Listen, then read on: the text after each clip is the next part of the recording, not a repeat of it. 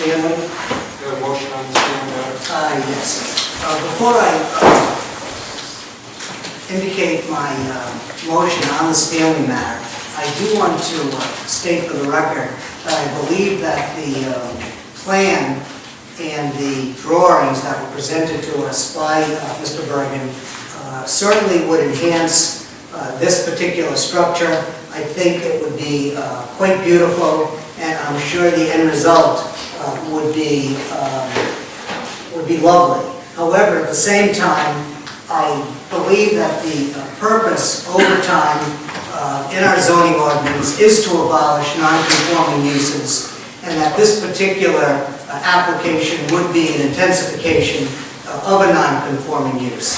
I therefore move that we deny the request of Harlan Stanley and Margaret Carton, whose property is located at 23 Standish Road, and further identified as tax assessors Plat 8, Lot 370, for variance and special use from Article 7, Section 703, 704, 705, and Article 3, Section 311, which is entitled Maximum Size of Accessory Buildings, and Table 3-2 District Dimensional Regulations, to extend the existing garage/apartment 12 feet along the existing 5-foot building line from the northerly lot line, and to extend existing deck approximately 5 feet along the existing building line, which is 10 feet from Coronado Street.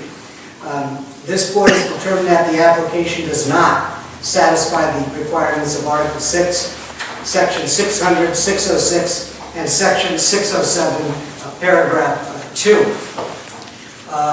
The motion that I'm making is based on the following findings of fact. 1, said property is located in the R20 zone and contains 16,704 square feet. 2, the structure is a present non-conforming use in an R20 zone. 3, the applicant seeks to expand the accessory dwelling from 460 square feet to 780 square feet. 4, the structure is presently 5 feet from the property line. 582-703 provides that a non-conforming use of a building may be continued subject to the building not being enlarged. 6, the applicant has not met the burden for dimensional variance, nor, if applicable, for a use variance if the application is controlled by the definition of a non-conforming use. See definition 108A. 7, 82-311 provides for the maximum size of accessory buildings in specific lot sizes. The proposed enlargement to the structure will exceed the footprint in an R20 zone. 8, the applicant has not met the burden for variance regarding 82-311. 9, 82-1400 provides that accessory apartments shall not be permitted in any zoning district except as part of a permitted two-family or multi-family dwelling structure. 10, there was significant testimony from both the applicant and an objector who resides across the street. The applicant failed to meet his burden of proof regarding the need for a variance.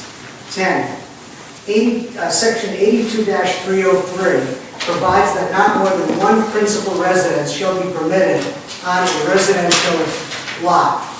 12, since the structure does not meet the requirements of definition 4, i.e. accessory dwelling unit, not having more than 600 square feet of living space, if the board were to grant the application, the structure would not be a subordinate dwelling unit, but would be a second principal residence, which is not allowed under our zoning ordinance. I'll second that. So, that's seconded. Discussion? Much as I like the plan, the appearance of the plan, I think it would improve the general neighborhood. I don't see where we have any wiggle room under 82-703 that the structure should not be enlarged. I agree with Mr. Logan. I agree with both what he said. I think the design is great. Certainly an improvement aesthetically, but I think our hands are tied by reading of those sections, 703, 704. I have to say that I'm completely baffled by the objection. to this plan.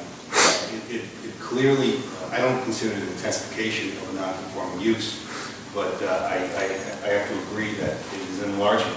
Although it's what I would consider de minimis enlargement, I think the statute, section 82-703 is quite clear. I don't see what we actually have the authority to do. Needs to be done. If the applicant would give up the right to rent it and would just use it for his family, then I might be feel differently. It's not the application. No, it's not the application. Anybody else want to be here?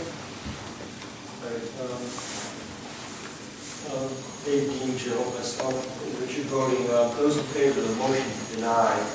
Aye. Aye. Those opposed? Motion denied. What was the vote? 5-0. Who's seated, please, again? Who's seated? And who's not seated? Tell me who's not seated. Richard, no. The two Richards at the end. Okay.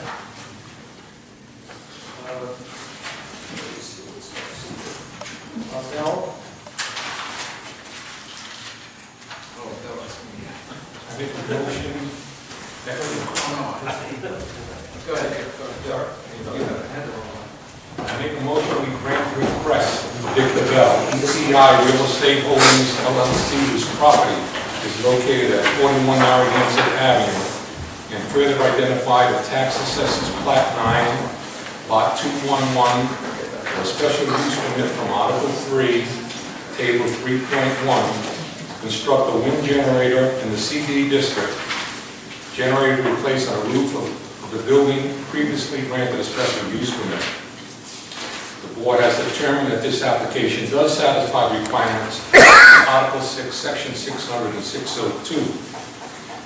This project must be constructed in strict accordance with the site and building plans duly approved by the board. The total height be 40 foot, 6 inches maximum. Number 2, it emits a maximum of 35 decibels of noise. 3, we require the use of the Swiss turbine with a rotor dimension of 7 feet as specifications supplied with the application, or another turbine which is manufactured with the same specifications. The motion is based on the following findings of fact. The said property is located in CD zone, contains 10,210 feet. The said variance is in keeping with the environmental goals of the building now completed construction. For the installation of the wind turbine will accomplish close to a net zero greening. Second. Should we not just limit it to the particular unit that was presented? Yeah, if it doesn't apply for another turbine which is manufactured the same specification, I can put down engineering specifications. Same that unit. Because one could be 7 foot 2. I also wonder about the decibel. Well, we're charging that particular unit that we put in. If you want to limit it to that particular unit? I wouldn't say so, and that particular unit had 1 decibel level. The other one that they were looking at had a different decibel level. That's the idea. That was the idea of it. Well, I think it's hard to, it would be hard to find another unit which made by a different manufacturer or whatever to exactly the same. Right. Well, I more or less with the size and the noise emitting events of the unit is more of a Size. that. Well, why don't we just put that unit in? If you want something different, we'll just come back. Well, that's the problem. One of the problems is It might give a little bit of and you hate leeway. to do that. Well, I agree with that. I agree with that, but I don't want a bait and switch either. I know, but one of the things, we can say that we're granting it, and he's going to get the wind turbine, but that we may have to have him come back only for the purpose of which turbine it is, but that he's getting it one way, he's getting something one way or the other. Well, if you take this unit, that's only for an input.